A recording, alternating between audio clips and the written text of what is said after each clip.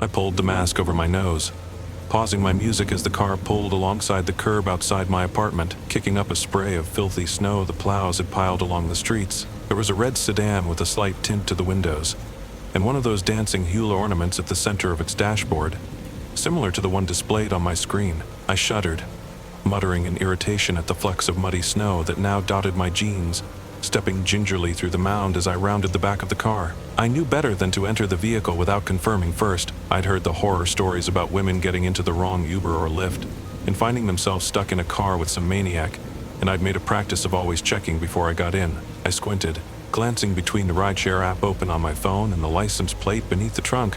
Under the light of the singular street lamp on this side of the strong arming, confirming that they were in fact the same. The red rust spilled from the bottom of the trunk, flakes of it staining the top of the plate. A breeze sent another icy chill down my spine, and I hurried to open the back door, opposite the driver's side.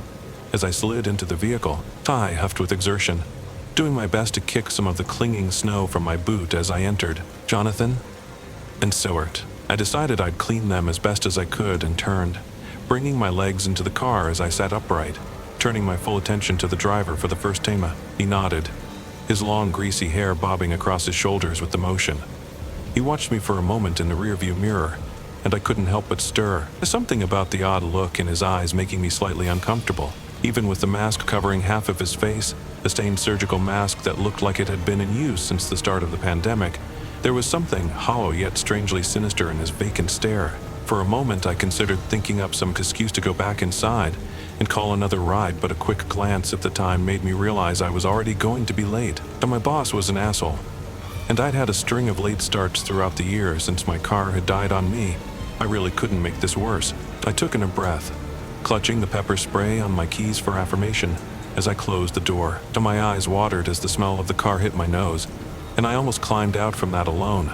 I was sure the man must have noticed my reaction as he watched in the rear view, but I didn't care as I was more focused on not audibly gagging. But it smelled like a public toilet, and I couldn't understand how or why he would even let someone in his car like this. In an instant, he pulled the car forward onto the road, leading out of town towards my job.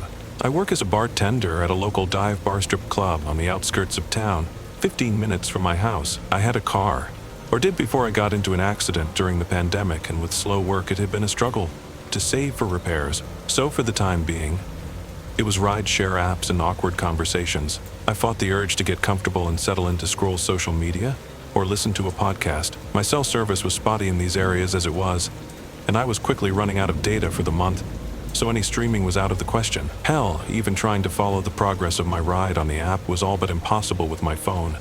The image of the car usually frozen on the last road there was internet. Besides, something about the man demanded I keep my guard raised. A strange sense of disquiet seated in me at the sight of him, and I prayed for the seconds to tick by faster. I watched his phone, trying my best though likely falling short of stealth, as I tried to make sure he didn't veer from the path. As I watched his screen, glancing down at my phone every few seconds to try and appear less nervous, every so often I'd get that odd pin and needle sensation at the back of my neck, the feeling that I was being watched and from my peripheral. I was certain I could see him watching me intently through the rearview mirror, only for me to glance up and find his attention focused on the road ahead. Despite my best attempt, I couldn't get past the smell.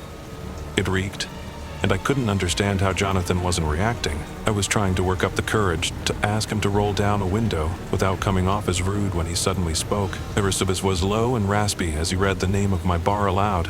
"What are you doing somewhere like that at a time like this?" he asked, the question devoid of any semblance of genuine worry. "It's late, almost midnight." He tapped the time on the dashboard. "Someone waiting for you?" The question sent a chill down my back, and I could feel my hackles raise at his probing nature. "Yes, my boyfriend," I answered, far too quickly. I thanked God for the mask, certain that without it, he could see the lie in my face. But even with it, I wasn't sure he couldn't as he peered through the rearview mirror. I glanced out the window to my side. We were on the freeway nearing my job, about 10 minutes away, empty road and trees speeding past. I could ask him to let me out, but that was its own frightening prospect, and the fact that the road was all but empty at this late hour made the idea even more uncomfortable. I held back a sigh.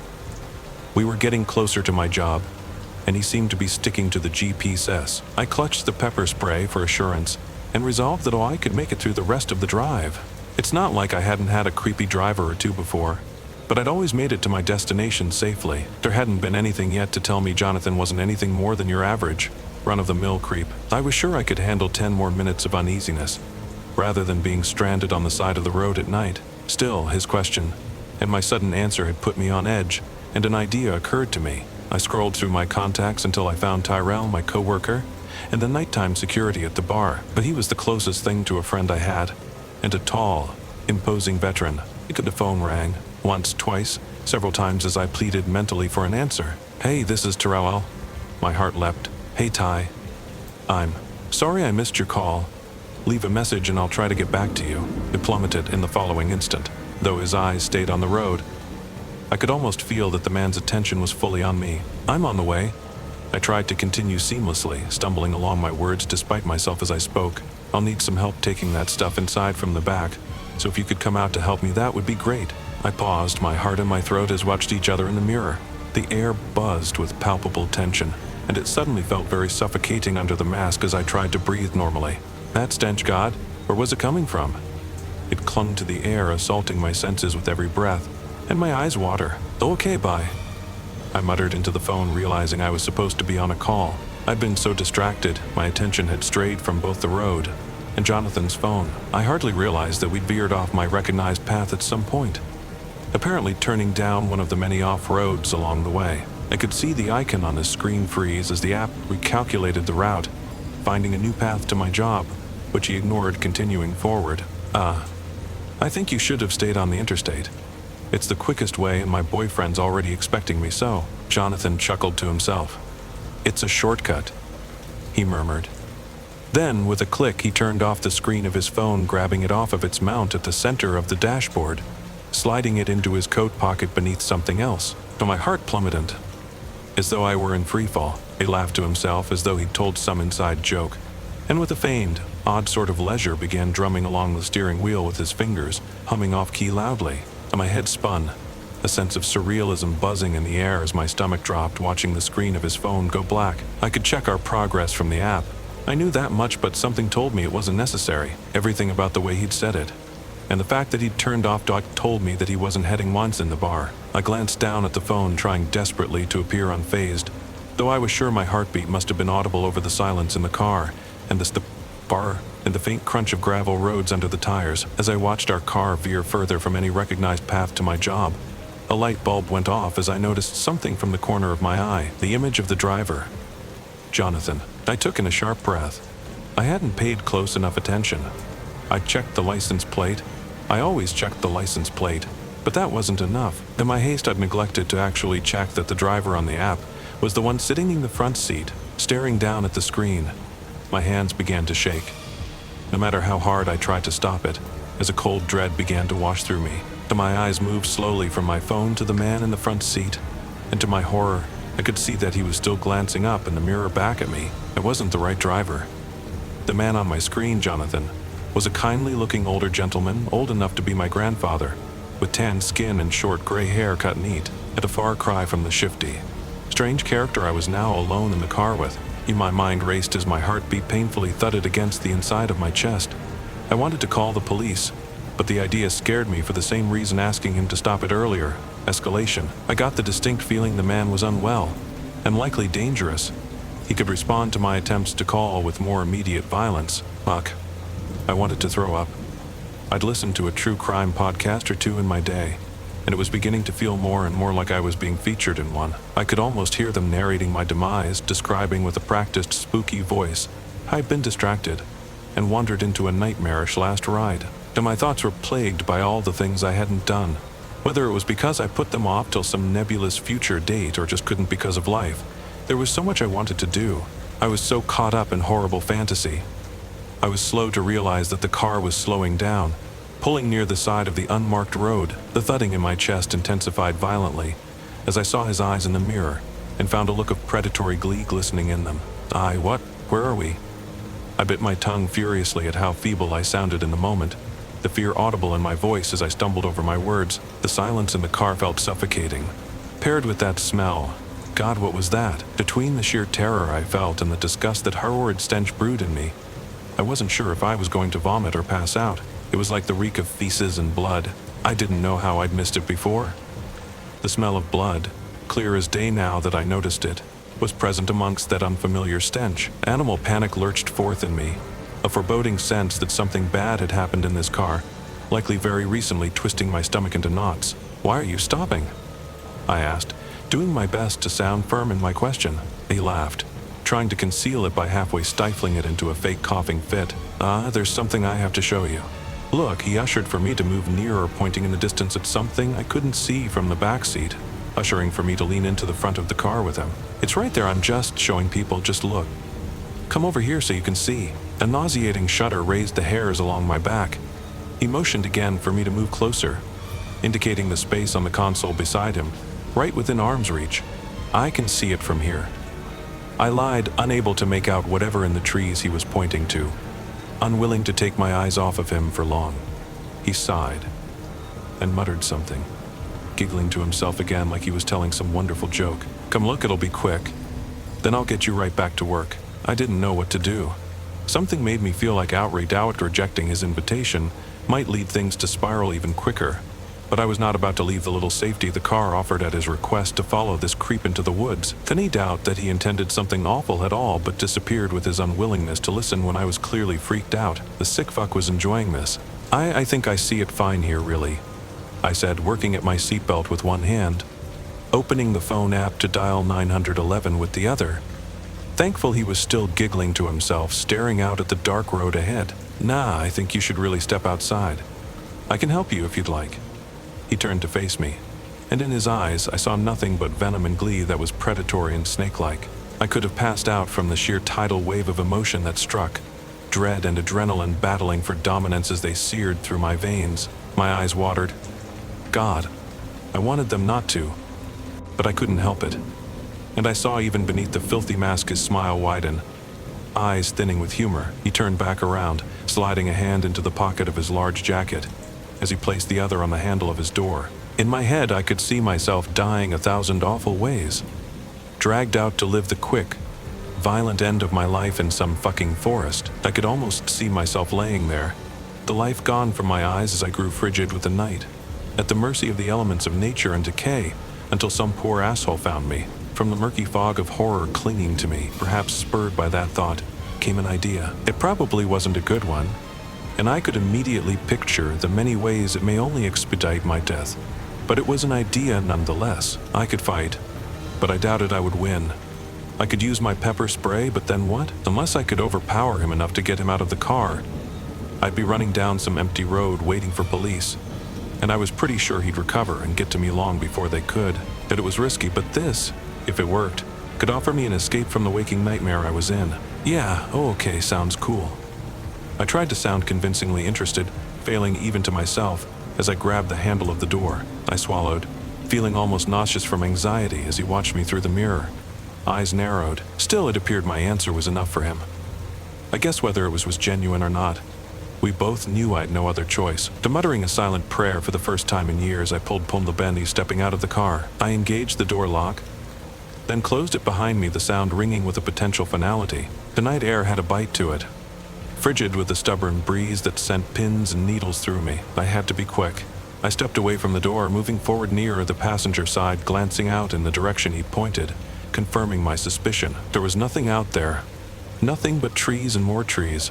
I heard the driver's side door open and shut behind me, and turned to see him rounding the car. He was tall, taller than I'd expected from his sitting position, his legs casting long shadows as he passed the car's headlights. And my heart pounded, and for a moment my body seemed to lag before some animal part of me screamed to move, adrenaline spurring me forth. I gripped the handle of the door, pulling it open as quickly as I could move, and throwing myself inside. I shot a quick glance out the windshield and saw him freeze, then stop, slamming both hands on the hood of the car with a thud and a look of fury in his eyes made worse by the shadow the headlights cast. As he did, something in his hand caught the light, casting a glint.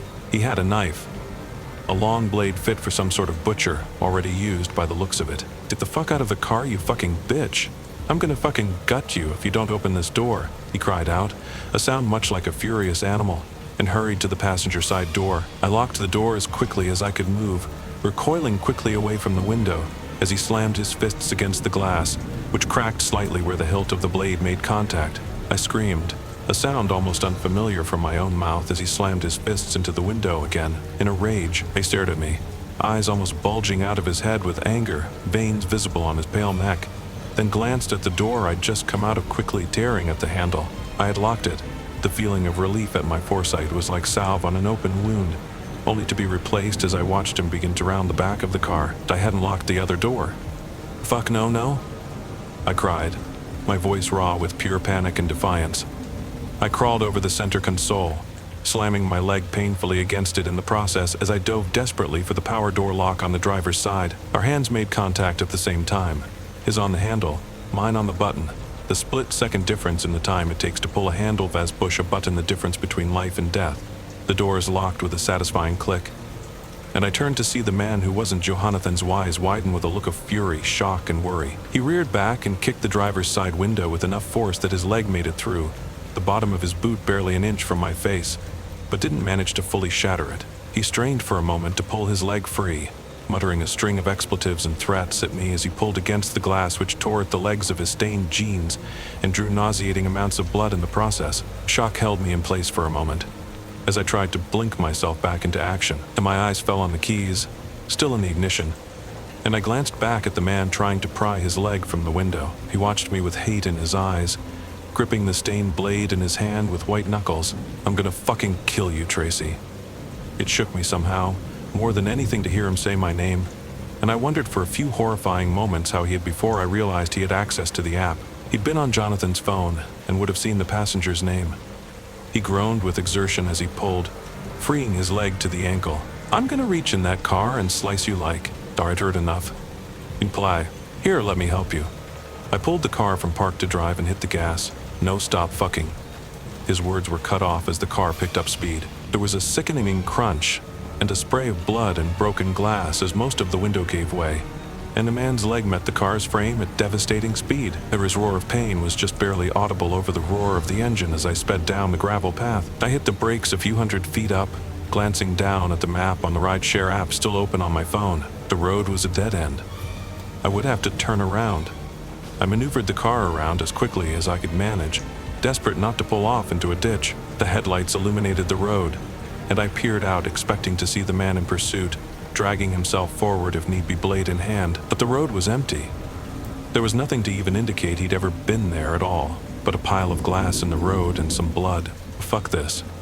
I breathed, still practically hyperventilating with panic, and I hit the gas. The road was dark, illuminated only by the light from the car, but I didn't slow down until I was on the main road, frightened as though somehow I was sure the man would follow me on foot, no matter how unlikely that now was. The roar of the engine faded into the general chaos of my thoughts, the sounds around me seeming to echo as I stared out at the road ahead, laughing and crying to myself. I'm sure I would have looked like a maniac to anyone who saw me, but the road was mostly empty. I began to shake as the adrenaline started to fade, my stomach rumbling ominously with the sudden nausea I felt as reality set in. I had almost died tonight. I eased my foot on the gas, realizing I was nearing 100, and fumbled for my phone, dialing 911. While talking to the dispatcher and filling her in on my experience as best I could in my state, I got a call back from Tyrell, followed by a long string of texts asking if I was okay. Apparently I'd sounded as scared in the voicemails as I'd felt,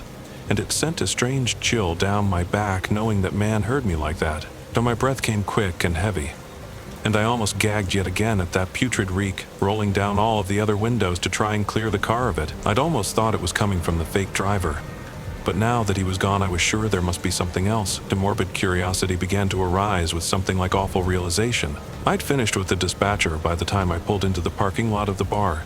She'd sent out a few officers, some to come meet me at the bar, get my statement, and pick up the vehicle and others to the area I'd escaped from in search of the man I'd described. Tyrell stood outside, holding his jacket close around his neck. His demeanor shifted immediately upon seeing me in the car, the window shattered and blood staining the glass and streaking the door. I'm sure I didn't look much better than I felt. "Now what the fuck happened to you?" he asked, sounding both shocked and genuinely worried as I brought the car to a park in the middle of the lot, not bothering to find a space for it. I got out, grabbing the keys as I did, and rounding the back of the car. He followed me, concern and curiosity lining his face as I made my way to the trunk. My eyes watered. I was right, the smell hit me strongest standing right outside the trunk, and I saw Terrell's face screw in disgust. "What the fuck is in there?" he asked, coughing for a few seconds as though he might puke, only to spit. "Something bad, I think. I'm pretty sure I was going to be in there." He gave me a look that was unreadable, and I didn't offer an explanation. A new sort of horror bubbling within me with realization. I slid the key into the lock of the old car's trunk, turning it with a click. Swallowing hard against the lump rising in my throat, I opened the trunk. The air that rushed forth was warm and moist and rancid, like an oven filled with decaying meat. I staggered back, blinking wildly against the watering of my eyes. "Oh my God," Terrell breathed. "Dura, by fucking God." I wiped the moisture from my eyes and looked into the trunk. My mouth fell open and my stomach flipped, dapped, as I saw it. Stuffed into the back of the car were the remains of Jonathan. The actual Jonathan. The picture I'd seen on the app. His face was a chalky white, mouth agape in a permanent expression of horror. And where there should have been eyes instead were two empty pits. A long gash reached from the bottom of his chin to his groin, splitting him down the middle, spreading all manner of contents throughout the inside of the trunk, made worse given the awkward position in which he'd been made to fit. The random cuts lined his graying skin, odd fingers or toes missing from his hands and feet. Now my heart hurt for the man that I'd never known, his last moments having been filled with nothing but the needless cruelty of a maniac. And a part of me mourned for the version of myself that didn't escape, as selfish as it may sound. Looking at the man felt like looking at a potential version of myself, jarring in more ways than I'd expected. And I quickly closed the trunk of the car again. I shut my eyes and held my mouth close, swallowing hard against the rising bile I felt, and turned to Terrell. "Let's go inside. Cops will be here soon to get my statement. And I need a fucking drink." Nodded eyes still wide, casting another glance at the trunk before leading me inside. The cops showed up not too long after, though by then I was already a bit buzzed. Sue me. I'd survived an attempted murder, and there wasn't much more information I could give that I hadn't already. I spent that night at my sister's house, my boss offering me the rare night off due to my event, as he called it. And Ty offered me a ride as I was in no mood to call an Uber, taxi, or anything of the sort. But the following days went by in something of a surreal blur. I took call after call from friends, acquaintances, people I'd met once at a party, and the like, all feigning concern in an attempt to hear the story from me. At some point I returned home, feeling self-conscious about burdening my sister and her husband, and returned to my apartment. Between all of the gossip-seeking calls came the one call I was waiting for. It was from a Detective Howard at the local police department, the man in charge of my case. I'd been cleared of any suspected involvement almost immediately, as the body of Jonathan Derry, as I'd come to learn his name, was several hours old by the time I'd stepped into the vehicle, and his car had been taken hours away from the city he lived, and most commonly drove in, all the way to our little town, likely by the man I'd been in the car with that night. And they didn't have any clue as to the man's identity, as by the time officers had arrived, there was no trace of him. Besides his blood, 'tis the title of glass, and my description of a guy with greasy long hair would only be so helpful, but given a person on the run is likely to change their appearance, a haircut usually being the first solution. He told me that they were keeping an ear out at any local hospitals for a man of his description with an injury to the leg like the one I'd likely caused him, and told me I'd be kept updated on their progress. "You survived something most people probably wouldn't," he said as the call drew to a close. "Count yourself lucky."